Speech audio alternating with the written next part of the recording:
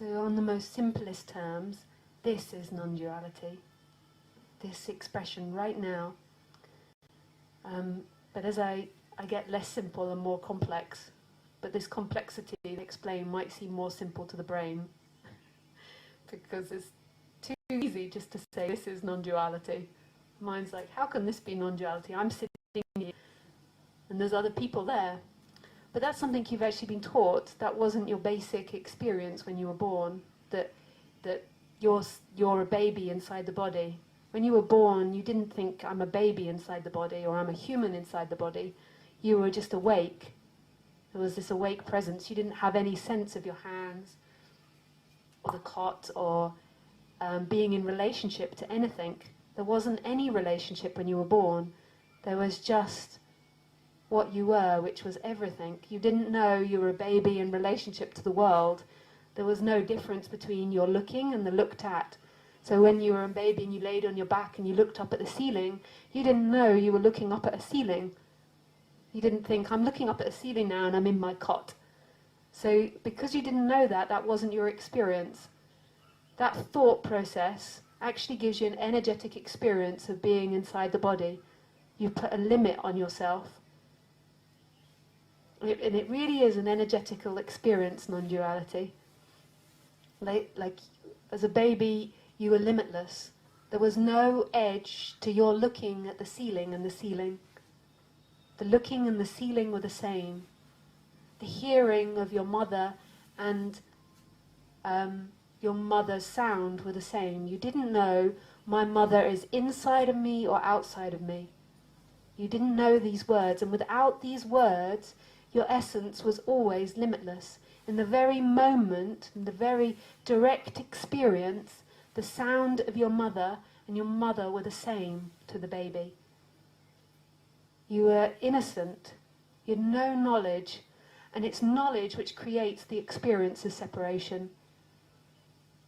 And it's an energetic experience. That knowledge becomes energetical. It's not just knowledge. If it was just knowledge, you wouldn't feel separate. Because you can have complicated thinking and not feel separate, I assure you. But that knowledge becomes an energetic experience. So the baby at a certain age begins to think, I'm a baby. Well, it doesn't think I'm a baby, it thinks it's a name. So the mother keeps saying, you're John, John, John, John. And the baby begins to feel like it's somebody inside the baby, in the body, in relationship to the mother. But a direct experience after birth, or even prior to birth, but we'll just talk about from birth, is that your limitlessness, that you are no thing and everything, that you're not something that's definable, you are not a thing. That's always been your experience. It was language, the learning of language, the development of the brain, which began to make you feel separate. Non-duality is the remembering of this. And the ironic thing of it, even though I'm saying all these words, the remembering of it is wordless and right here. It's beyond words. It's really ironic that I'm using all these words, but let's look at this very experience of me speaking. My words are going, going, going, going, gone, gone, gone. But there's something else that remains. That's present. My words cannot be it. Because as soon as I say they're beautiful sounds, they're gone. They do not exist anymore. But yet existence is still here. Existence is right here. And this is non-duality. Non-duality is what's always here. It's beyond your thought. What happens in the human is we identify with thought, with feeling, with the body, with experiences, with past and future, and that's who we become. We become only this person, and that's all we can see. That's why speaking about non-duality is not difficult, but communicating it to others is difficult because you're looking for something more complicated. You're looking for something that you can hold on to, but watch, my words are gone, gone, gone. They've disappeared. What remains? What remains? And what always remains, what's always here is life. Our life is here. And life is consciousness, life is love. This is your essence. This is who you are, this moment, the intimacy of this moment. And in this moment, there isn't this or that, there isn't right or wrong, there isn't good or bad, there isn't past or future. There is just this. Even my words are disappearing really before they're even completed. My words are almost in a way a figment of your imagination. Like you're completing it. They're sounds in the instant. And your brain, your imagination is completing my sounds and turning them into meaning and turning them into something which is beautiful. And then you think that the answer to non-duality is in that something, is in the end of my words, is in understanding. But what else is here? They're gone. My words are gone. Your whole life is gone. Everything you've ever known is gone. Your family's gone. Your friendships are gone. Your problems are gone. Your feelings are gone. Your knowledge is gone. What else is here?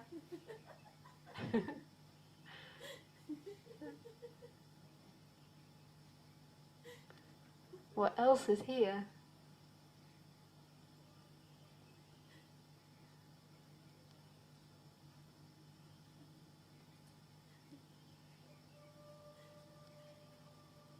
So this is non-duality. Non-duality is this instant.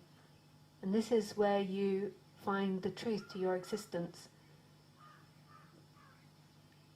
You can't find the truth to your existence in anything that anyone tells you, in any feeling, in anything that comes and goes. I know the mind keeps trying to get that and grasp onto that, but what else is here? The mind comes and goes, the feelings come and go, the problems come and go, the objects come and go, the body comes and goes. Life is here. And at first maybe this becomes an intellectual understanding, but then eventually it just is a energetic dropping into what you are. Like a shift from being something that's always moving in time to this timelessness. And then the character arises and disappears in this timelessness. And it's a beautiful expression, it doesn't need to be ignored, but it's not the reality, it's an appearance. The reality is life, which is this, which is consciousness, which is here.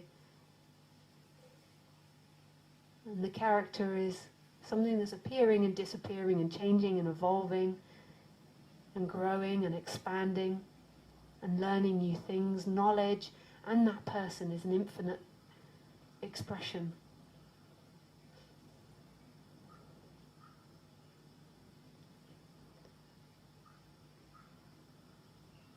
So in these talks, like part of my job is pointing back to who you are, and that's